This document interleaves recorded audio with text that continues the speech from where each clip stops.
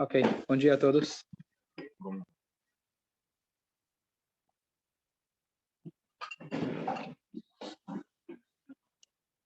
Vamos dedicar o shiur de Eidun Nishmat Chaim Eliyahu ben Yosef Tzvi e Yosef ben Aaron. Se Deus quiser, só boas notícias.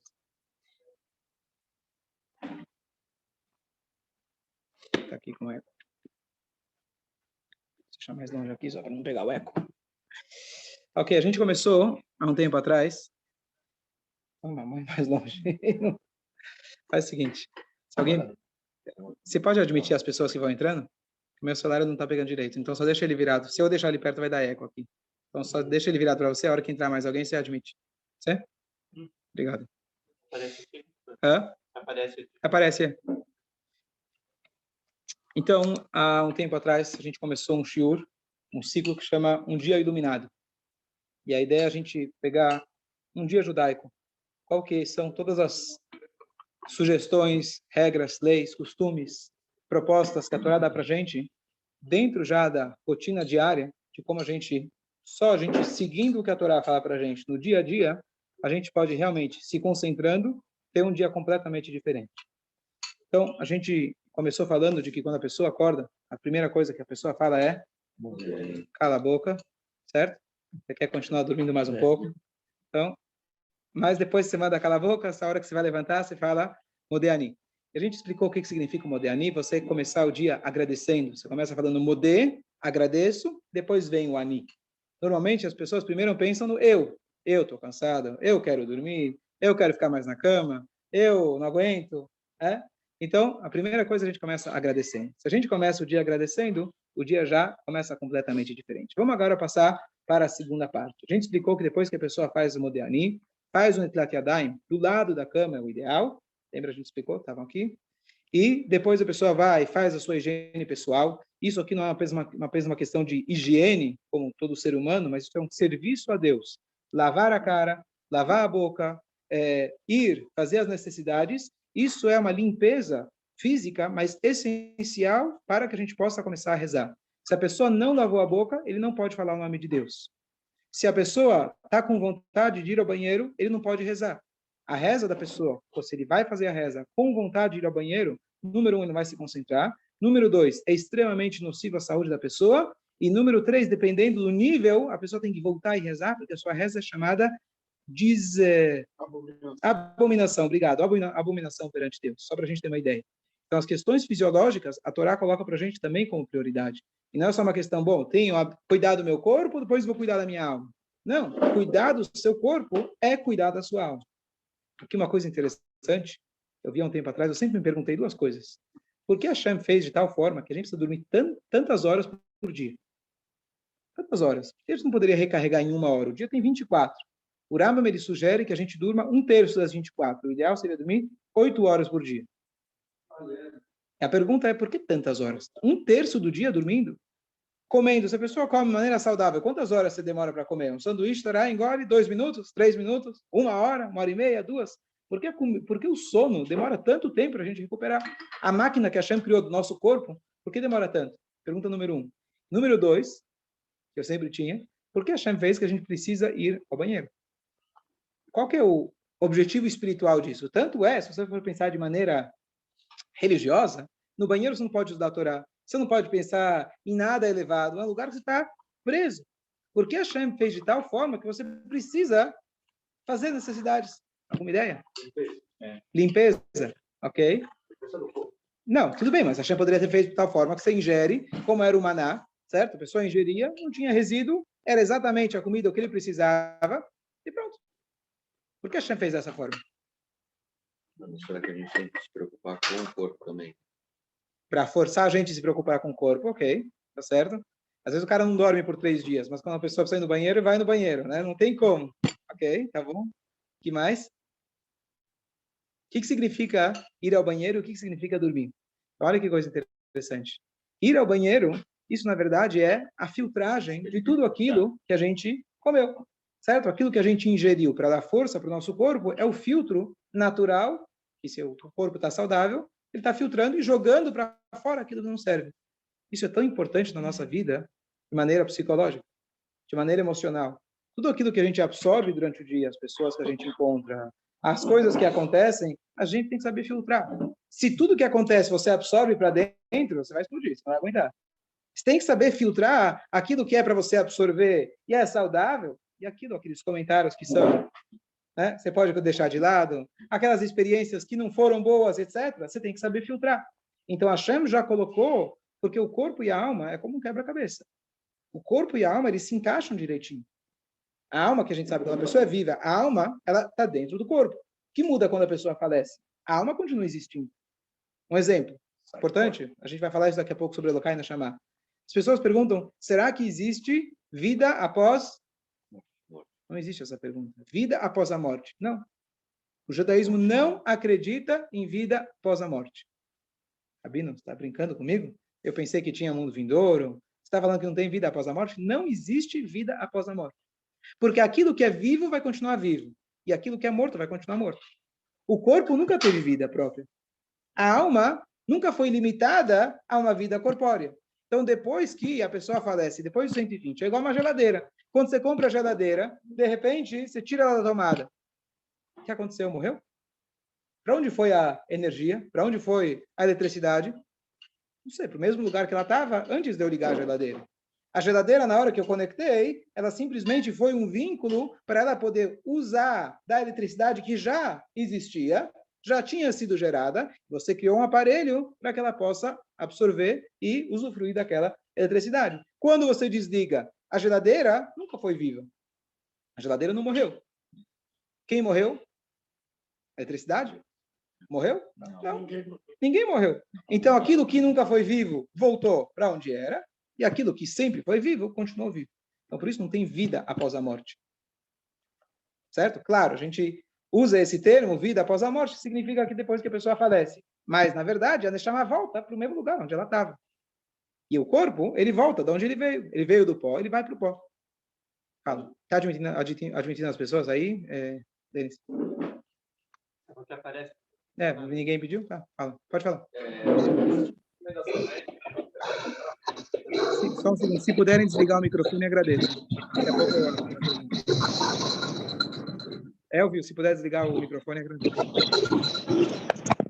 Recomendação médica, e quando você levanta, antes de você levantar, você toma água. E aí é um problema, porque a gente faz moderni. Só que assim, existe uma recomendação de você não pegar, levantar e ir para o banheiro. Toma um pouco de água e assim você vai e levanta. Você não pode tomar água antes de você levantar, porque você vai precisar primeiro fazer Netat Yadayim, lavar sua boca, e aí você vai poder fazer a brachá de chacol. Você não tem como fazer o chacol sem... Então, quando uma recomendação médica ela é diferente da lei judaica, depende. Se é uma questão de vida ou morte, então, se para você beber água é questão de vida ou morte, então, aí tudo bem. Qual que é a recomendação médica? Você pode cair, você pode... Principalmente até de manhã, se você levantar rápido, não tomar água. Não, a questão de levantar rápido é importante. Então, levantar rápido, a própria lei fala que você tem que esperar um pouco e não levantar imediatamente é perigo de vida. Isso sim. Por isso, inclusive, não é por isso, mas o moderni já serve para isso também. Você ainda está na cama, curvado, sentado, e aí você levanta. A pessoa não pode, acordou, levanta da cama. Não pode.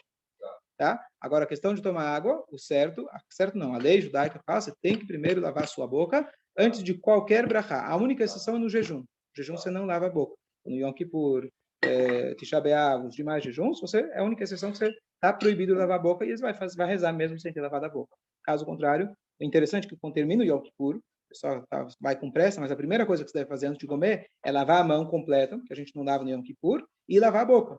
Porque a partir de agora que terminou o Yom Kippur, você não tem mais o direito de rezar, falar o nome de Deus, sem ter lavado a boca.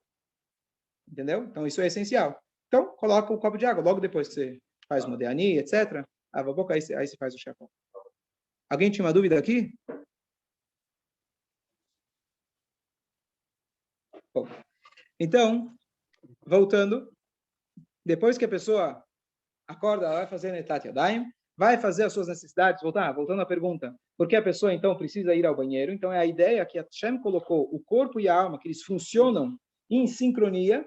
Então, dessa maneira, no momento que você vai ao banheiro, você pensa, poxa, não é tudo que eu como que foi absorvido, não foi tudo que eu comi que vai virar energia, sangue, etc. Então, eu preciso, a Hashem já colocou esse filtro natural. A mesma coisa, eu preciso lembrar no meu dia a dia. Então, isso nos força, nos obriga não só a cuidar do corpo, mas nos obriga a entender como funciona a nossa alma. Número 2, por que a gente tem que dormir tanto tempo? Por que a gente tem que dormir tanto tempo? Carregar a pilha. Recarregar a pilha. Por que não podia ser, por que não podia ser expresso? Você compra o carro hoje da Tesla, quanto tempo demora para recarregar? Se você vai no carregador original. Tem um amigo agora, encontrei ele ele mora em Los Angeles. Ele falou, tio, tinha um carro, consegui um esquema, consegui comprar um por $15 mil. Recarregável. Ele falou, custa mais de acho que 150. Ele falou para mim que é legal. E perguntei, quanto tempo demora para carregar? Então, depende de onde você carrega. Se você tem um lugar específico, é 2 horas. Se você carrega na tomada normal, pode demorar um dia inteiro. Uau. A gente chega lá. Eu cheguei aqui, quando eu saí, a gasolina estava 6. Eu voltei, já está 7. Vai subir mais. Eu não sei o que fazer. Bom, acho que eu vou começar a andar para a sinagoga. Moro na frente, normalmente dou a volta no quarteirão e paro na garagem. Ok. Então, a ideia da gente dormir também é a ideia da gente filtrar. E a ideia da gente recarregar. E a gente entender que nós somos, como a gente falou da geladeira, totalmente dependente da nossa alma. É uma coisa mágica. Quando a gente vai dormir, a gente está cansado e estressado. E quando a gente acorda, tem uma boa noite de sono, se acorda recarregado. Como é possível uma coisa dessas? Não tem sentido, não tem lógica. Tudo que a gente usa, a gente vai usar. Quanto mais eu vou usar essa chaleira, ela vai quebrar mais rápido. O carro que eu vou usar, quanto mais eu usar, mais ele vai quebrar. Não tem uma forma de você recarregar. Você recarrega, mesmo assim, a pilha do celular, a bateria do celular, depois de 1 ano, 2 anos, mesmo que você vai carregar, ela vai acabar mais rápido. Assim funciona. Então, o nosso, tá certo que ao longo da vida também, né, a gente também vai gastando, entre aspas, mas você vai ver que dormindo, não necessariamente. Se fica mais velho, você dorme menos. Né? Tá certo? Então, a gente não gasta essa energia diária, a gente não gasta. O corpo, entre aspas, vai desgastando, mas ele também vai adquirindo mais força. Então, a criança é fraca, você cresce, você fica maior, você fica mais forte. Então, a ideia de você dormir é de você entender que nós somos dependentes completamente do recarregamento da nossa alma, da nossa energia. Isso é essencial.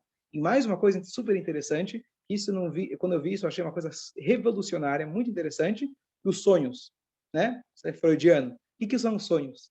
O Alter Rebbe, o Rebbe Schneur Zalman, autor do Tânia, que ele fez um compêndio, na verdade, da psicologia racídica, vale a pena você estudar, e ele escreve uma coisa muito interessante. Ele fala, o que é o sonho?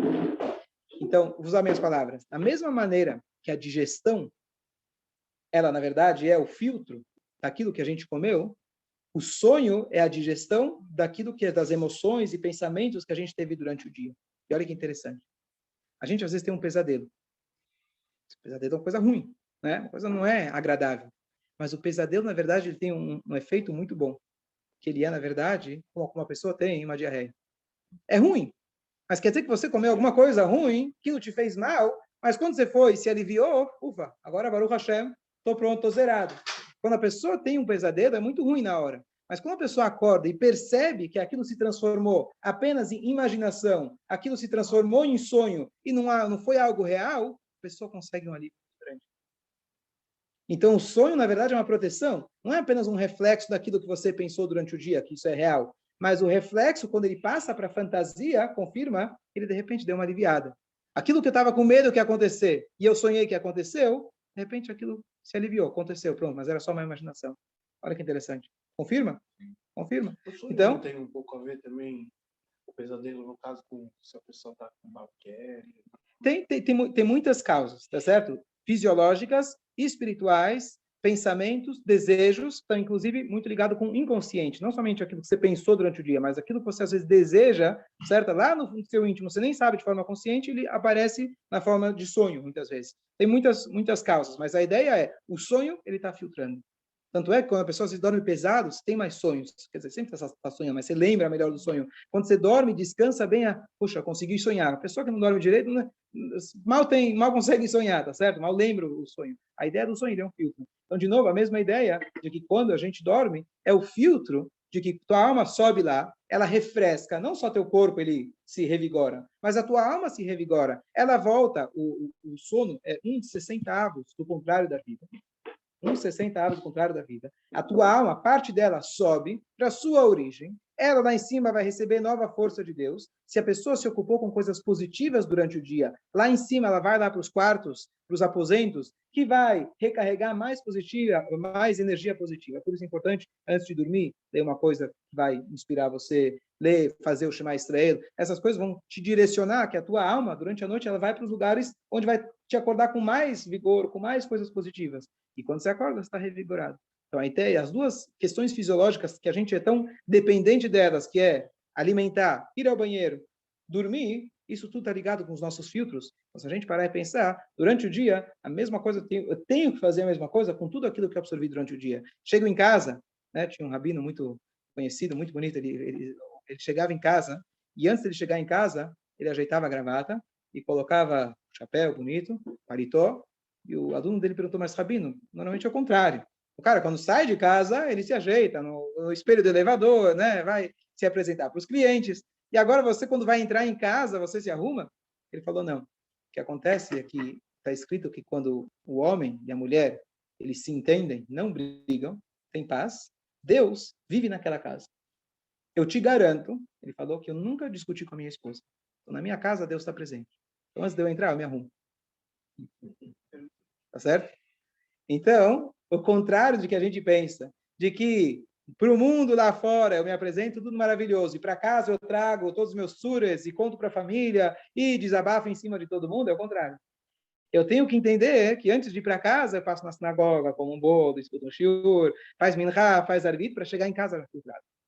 Antes de você abrir a porta de casa, respira fundo, joga tudo fora de negativo e você entra em casa com um sorriso, com uma alegria, etc. Claro que você pode depois conversar com calma, contar suas experiências, etc. Mas a ideia é a gente saber filtrar. E essa ideia que o sono representa, a ideia que a alimentação e as nossas necessidades fisiológicas representam. Então, de novo, ver como o nosso dia, se a gente manter a rotina judaica e se concentrar naquilo que a gente faz, ir ao banheiro, se lavar, fazer as necessidades, olha quanto isso incrementa, se a gente estiver consciente disso, para o sentido nosso, dar um sentido maior para o nosso dia a dia.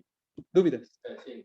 O sonho não necessariamente, talvez ele seja um balanço do dia, porque, por exemplo, quando você sonha com uma pessoa que faleceu, você não pensou nela naquele dia. E aí, dependendo do sonho, é Sim. bom e... Então, na verdade, por isso eu falei que nem sempre é consciente. O Arthur pode explicar melhor, mas assim, inclusive o Alter Eber explica que o sonho, eu vou te contar, a história que a Guimará conta é o seguinte: chegou uma vez um general romano para um dos sábios do Talmud. Falou, você que é sábio do Talmud, sabe tudo? Então eu quero que você adivinhe o que eu vou sonhar hoje à noite. Imediatamente o sábio falou para ele, você vai sonhar que você vai numa guerra, você vai ser sequestrado, vão te torturar, e fez todo um cenário para ele terrível. O cara ficou pensando naquilo o dia inteiro, não deu outra, tá certo? Então isso mostra para a gente que quando a gente pensa em algo durante o dia, aquilo se reflete no sonho. Mas tem mais uma coisa, o sonho ele também reflete os nossos desejos. O Alter Eber, ele fala que uma pessoa, quando quer fazer um balanço honesto de como está o seu nível de serviço a Deus, não basta ele apenas pensar naquilo que ele fazer, refletir naquilo que ele pensou durante o dia. Ele fala, pare e pensa como são seus sonhos. Não vou entrar no detalhe. Mas pare e pensa como são seus sonhos. Pode ser que você estudou o dia inteiro, só fez mitzvah o dia inteiro, mas no mínimo teus sonhos estão cheios de besteira, cheio de futilidade, cheio de nada com nada. Por quê? Porque a tua essência ainda não está ligada. É uma exigência muito alta que ele está pedindo da gente, controlar os sonhos. Mas a ideia é de que não basta apenas o pensamento consciente, mas a tua essência, o teu subconsciente, o teu sentimento, os teus desejos, os teus prazeres, também refletem no sonho. Então, você não pensou nele hoje, mas talvez você pensou nele algum outro dia, 10 anos atrás. Talvez você teve alguma saudades dele lá no fundo do teu consciente e você não sentiu isso no sonho. Ele vai aparecer. Não tem significado sonhar com o morto. Não tem. Então, a questão de sonhos em geral, de maneira geral, o Talmud fala para a gente o seguinte: se alguém ele sonha, estava no Rambam alguns dias atrás, se alguém ele sonha, o pai dele faleceu. O pai dele fala, olha, a senha do banco que você não está conseguindo achar é essa. Ele fala para ele a senha do banco. Ele fala qual é a agência, quanto tem na conta. Ele fala, vai lá e tira o dinheiro. Só que esse dinheiro é da cá. A pessoa acorda, vai até o banco, só modifiquei o cenário. O cenário não era bem o banco. E vai até o banco, ele coloca a senha que ele sonhou, vai na agência correta, coloca tudo certinho, e ele tira o dinheiro. O que ele faz com o dinheiro? Assim, no sonho ele falou que era É. cá. O sonho, o pai falou para ele a senha e falou que é para tzedakah. Sonho. Perfeito? Então, o pensamento lógico diria, peraí, se foi o sonho que me contou a senha e eu não sabia a senha, e o mesmo sonho me falou que é para tzedakah, então eu deveria dar para tzedakah. Mas o Roger foi pragmático, que a história é o que aqui, em termos práticos, em termos alárricos, o sonho não tem significado nenhum. Então, sorte. Que bom que você sonhou com teu pai, mas aquele dinheiro não tem obrigação de prestar. Por quê? O sonho, a linguagem é, o sonho não ajuda nem piora. No caso, ele ajudou, mas também não vai te piorar. Você não vai ser obrigado, né, a colocar ou falar que esse dinheiro pertence a fulano. Não, eu não tenho obrigação nenhuma mediante o sonho. Se tiver outra situação que fala que esse dinheiro não é meu, etc., é outra coisa. Mas em termos de alahá, prática, falar, olha, uma história famosa, uma vez quando um Rebbe, ele faleceu, estava lá, como acontece muitas vezes, depois a pergunta é quem vai substituir o rabino? Ele não deixou um legado, não deixou um testamento. Então, quem é que vai substituir? Então, estava brigando, não, sou eu, né? Um Rebbe de verdade não luta para ser Rebbe, né? Mas eles estavam lá, queriam lá, eu vou ser o rabino, eu vou ser o rabino. E aí aparece ele fala, olha, gente, sou eu o novo Rebbe. Como assim? O Rebbe anterior que faleceu apareceu no meu sonho, e ele falou para mim que eu devo ser o novo Rebbe. Aí a turma falou para ele, estranho. Se ele quisesse que você fosse o novo Rebbe, ele deveria aparecer no nosso sonho e dizer que você deveria ser o nosso novo Rebbe. Tá certo? Então, você não pode comprometer ninguém, ou nem assim mesmo, tchau, bom dia, por causa do seu sonho. Tá certo? Dúvidas? Alguém daqui do Zoom? Podem falar. Meus pesadelos aparecem quando eu estou dormindo na UTI, sabe? Então, é um reflexo físico. Aí eu sinto um negócio, eu levanto... Uma pergunta simples. Pode falar, Mordecai, pode falar. O problema de lavar a boca. Então, por exemplo, para mim é difícil deixar a água do lado da minha cama. Então, eu vou ao banheiro, faço Netilat Yadayim, saio do banheiro e faço a reza. E como eu faço com a lavagem da boca, então, para poder encaixar tudo isso? Não, mas quando você vai no banheiro, faz então... Vou seguir o teu cenário não ideal, tá? Você foi lá e lavou a mão no banheiro. Você chega, lava a mão no banheiro e logo depois você lava a boca. Você escova o dente. Lava a boca, no mínimo. E depois, quando eu saio, eu faço a Netilat Yadayim. Aí, então, você faz uma quando você entra no banheiro, que não é o ideal, tá bom? Mas pelo menos você faz uma no banheiro. Aí depois você sai e lá fora, na cozinha, um lugar que não está perto do banheiro, você faz o segundo Netilat Yadayim. Entendi. Tá bom. Então é melhor pôr a água do lado da cama mesmo, que eu vou tropeçar lá no meio da noite e molhar todo o quarto. Você pode colocar dentro de uma garrafa de água. Pega uma garrafa e enche e deixa fechado. Ok. Obrigado, Rebbe. Vamos explicar as diferenças de pegar água do banheiro e da cozinha. Fala. Ok, fala. Pode fazer um Netilat no banheiro? Então vamos lá. Muito boa pergunta. Eu comentei isso outra vez, mas é importante a gente lembrar. O que acontece? O que é o Netilat Yadayim? Eu vou me explicar agora, a gente já passa para o próximo tema. O Netilat Yadayim, o que significa o Netilat Yadayim? Netilat Yadayim, por que a gente faz? Qual que é a ideia do Netilat Yadayim? Netilat Yadayim, interessante, é uma lei dos sábios. Não consta na Torá nada relativo à lavagem das mãos. Tem uma lavagem das mãos que os sacerdotes faziam ao entrar no templo. Isso é algo pontual de quem ia no templo. Eles lavavam as mãos e os pés, inclusive. A Torá conta para gente de que quando os anjos foram lá na casa de Abraão, ele falou, lavem suas mãos e seus pés. É uma história. Vieram do caminho, sei o que, lava a mão, né? Higiene, tá sujo, etc. Eles andavam descalços, então vai lavar a mão e seus pés. Mas como obrigação diária de nós lavarmos as mãos, isso não tem na Torá. Os sábios, eles instituíram essa lavagem das mãos. E tem alguns motivos diferentes e origens, explicações diferentes por que eles instituíram a lavagem das mãos. Número 1, os sábios, quando eles vão instituir alguma coisa, sempre refletindo alguma coisa que está na Torá, está no espírito da Torá. Não está explícito, mas está no espírito da Torá. Então, eles dizem o seguinte, da mesma maneira que quando o sacerdote ia servir a Deus, ele precisava lavar as mãos antes de começar o seu serviço, nós, diariamente, somos sacerdotes de Deus. Não no sentido literal, nós estamos no templo de Deus, fazer desse mundo o templo de Deus, tal como a gente falou outro dia, a importância da nossa alimentação, a nossa mesa, o nosso altar, a nossa comida, o nosso sacrifício, no sentido simbólico, todos os dias, nós somos sacerdotes, aqueles que estão servindo a Deus. Então, antes de começar nosso dia, a gente tem que lavar a mão. Ponto número 1. Número 2, existem vários tipos de pureza e impureza que a Torá descreve para a gente explicitamente. Por exemplo, mais conhecido, quando alguém vai ao cemitério, a pessoa está impura. Antigamente, a pessoa tinha que fazer um procedimento que demorava 7 dias para se purificar, que se pegava as cinzas de uma vaca que foi sacrificada de um jeito específico fora do templo, que era aquela vaca vermelha, a cinza se misturava com uma água de fonte e se jogava na pessoa no 3º dia da contagem, no 7º dia da contagem, e com isso a pessoa ficava pura e ainda depois ela tinha que ir ao mikve. Só estou dando um exemplo de impureza e exemplo 2 tipos de pureza, de como a pessoa poderia se purificar. Baseado no espírito de que a água, ela purifica, os sábios, eles trouxeram para a gente um tipo de impureza, que é, na verdade, que as mãos da pessoa estão sempre ocupadas. Sem a gente perceber, a nossa mão está ocupada. Vou dar um exemplo. Durante o coronavírus, tinha uma candidata, alguém lá, uma vereadora lá dos Estados Unidos, que ela estava dando um discurso sobre o coronavírus. Então ela fala, é muito importante a gente tomar muito cuidado, ainda não tinha máscaras, de não tocar na boca e no nariz. E como eu estou dizendo para vocês, a gente tem que tomar cuidado de não tocar, e ficou isso aí viralizou, não sei quem viu. Né? Então, ela, enquanto está falando para não tocar no nariz, ela vai lá e coloca a mão na boca e no nariz. Porque a yadaim askaniot, na linguagem dos sábios, as mãos, elas estão ocupadas. Naturalmente, a nossa mão está se ocupando. Portanto, um dos tipos de cuidados que a gente deve ter, quando a gente vai fazer algo especial, que exige uma pureza especial, por exemplo, antigamente havia um alimento, que esse alimento era específico, uma doação, um imposto que se dava apenas para os Koanim, que são da tribo de descendentes de Arona Cohen, da tribo de Levi. Então, esse alimento era específico deles, a tal ponto que se alguém que não fosse Cohen comesse, mereceria pena de morte. Poxa, então estamos falando de alimento que é extremamente sagrado. Mais uma coisa, um Cohen não pode comer esse alimento se o alimento se purificar, seja lá como for a impurificação, não vem agora o caso.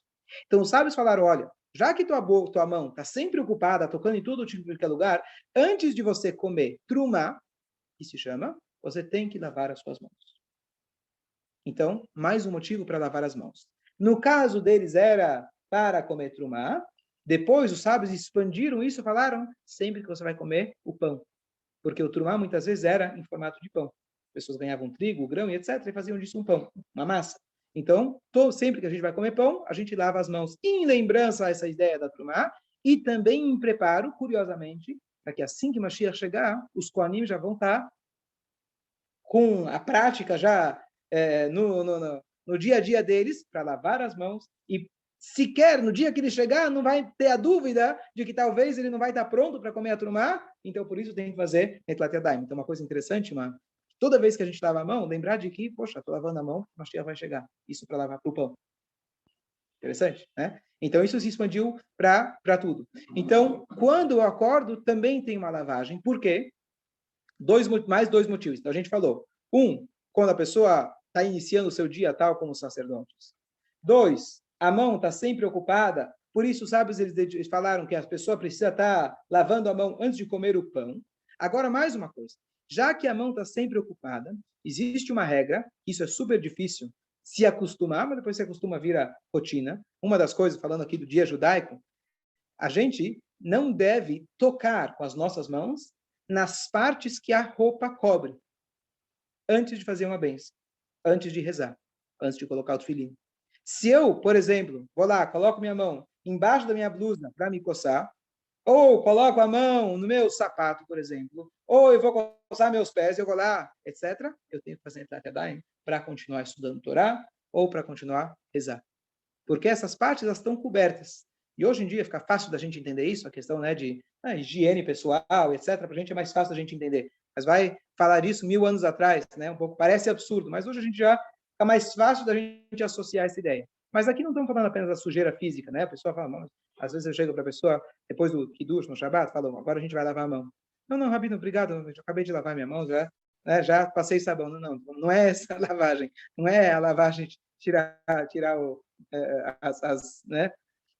as impurezas físicas, são as impurezas espirituais. Mas a ideia aqui é de que quando a gente toca em qualquer parte do nosso corpo, que normalmente ela é coberta pelas roupas, então a gente tem que lavar as mãos. Por isso, durante a noite, é muito provável que a minha mão tocou em qualquer parte do meu corpo, eu dormindo. Então esse já é mais um motivo para eu lavar a mão assim que eu acordo. E, por último, um motivo mais espiritual é que quando a gente está acordado, temos a presença de espírito total. Quando a pessoa dorme, é 60 avos, o contrário da vida. Então, tem uma presença de impureza. E olha que interessante. O que quer dizer impureza? Impureza é falta de vitalidade. Porque uma mulher, depois do seu ciclo menstrual, ela fica, quando começa o ciclo menstrual, ela fica impura. Qual que é a ideia? Ela ia gerar uma vida, tinha o potencial nesse período de gerar uma vida e não se concretizou. Então, a ausência da vida traz uma impureza. A mulher, quando dá à luz, a Torá descreve, ela fica impura por um longo período. Por quê? Porque agora ela está com a ausência daquela vida que foi gerada dentro dela. A ausência da vida é o que traz impureza. Então, quando a pessoa dorme, né? A gente falou, quando a pessoa vai no cemitério, exemplo típico, clássico de impureza, a ausência da vida. Então, por isso, inclusive, quando alguém vai visitar um túmulo de um tzadik, de um justo, não tem impureza nenhuma, o Cohen pode entrar. Eu posso entrar. Já qualquer outra pessoa não posso entrar. Mas se alguém que é conhecido como um tzadik, uma pessoa absolutamente pura durante a sua vida, eu posso entrar sem problema nenhum, porque não tem presença nenhuma de impureza. A vida dele, espiritual, está completamente presente. Quando nós vamos dormir, então o que acontece? Nós temos algo parecido com o contrário da vida, uma falta de vitalidade, a gente está em forma, né, descansando, repousando, sem a consciência, etc. Então, quando a gente acorda, ainda sobra um resquício nas pontas dos dedos dessa impureza, e a gente retira isso com a água. A água simboliza a sabedoria, e tem toda uma explicação que os 10 dedos simbolizam as 10 forças da nossa alma, são 3 partes intelectuais e 7 emocionais, isso está no Tânia, e quando a gente, na verdade, acorda, ainda a gente tem um resquício dessa impureza, e para a gente se livrar dela, a gente lava as mãos com a água da sabedoria e etc., que ela é jogada com força humana, que ela está numa caneca e etc. Isso eu vou elaborar na próxima aula, se Deus quiser. Mas, novamente, por que a gente faz Netilat Yadayim? Quem lembra os motivos? Vamos lá.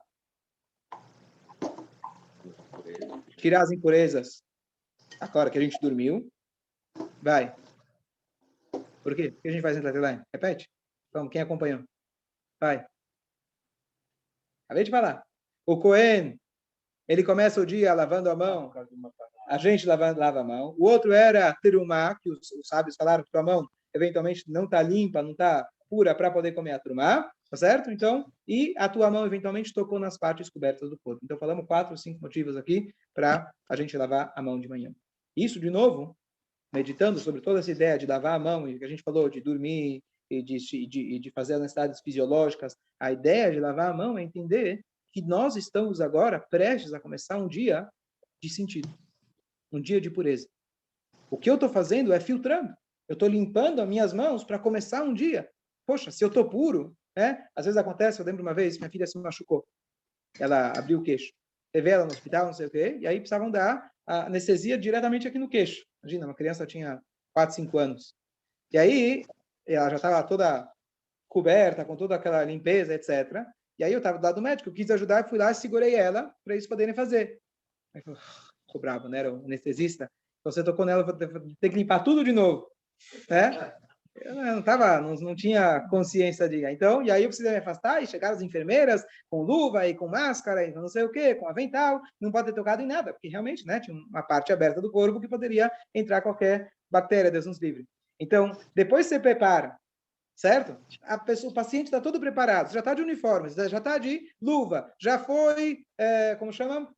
Esterilizado, está tudo pronto. Está com a agulha na mão, você fala, agora deixa. Você acabou de lavar suas mãos, você acabou de fazer Netilat Yadayim, está tudo pronto para começar seu dia. O que você vai fazer? Deixa eu ver o WhatsApp. Deixa eu ver quanto foi o jogo de ontem. Poxa, você acabou de lavar as mãos, está tudo pronto para começar? Então vamos lá, agora vamos. Então esse é o início do dia, pode mudar, se a gente tiver consciente disso, completamente, todo o dia. Com um pequeno ato de Netilat Yadayim, você consciente daquilo que está fazendo, você pode mudar completamente o sentido, e o sentido no sentido de a direção do teu dia inteiro. Essa é a mensagem. Rav, bom dia. Pode falar, Ana Guito. Teu marido queria falar, mas ele vai fazer a gentileza de deixar você falar. Espera um pouquinho. Então, minha dúvida é justamente relacionada a isso que você comentou agora por último, que eu acho que dificilmente, infelizmente, né, tem um de nós que não levanta de manhã e vai para o banheiro e não leva o celular, né? E durante aquele tempo que está no banheiro, a gente fica com o celular. Abre o WhatsApp, enfim, abre isso, abre aquilo, e só depois que sai do banheiro, deixa o celular um pouco de lado, né? Tá. Minha dúvida é justamente isso, assim, se isso é ok, vamos dizer, esse intervalo de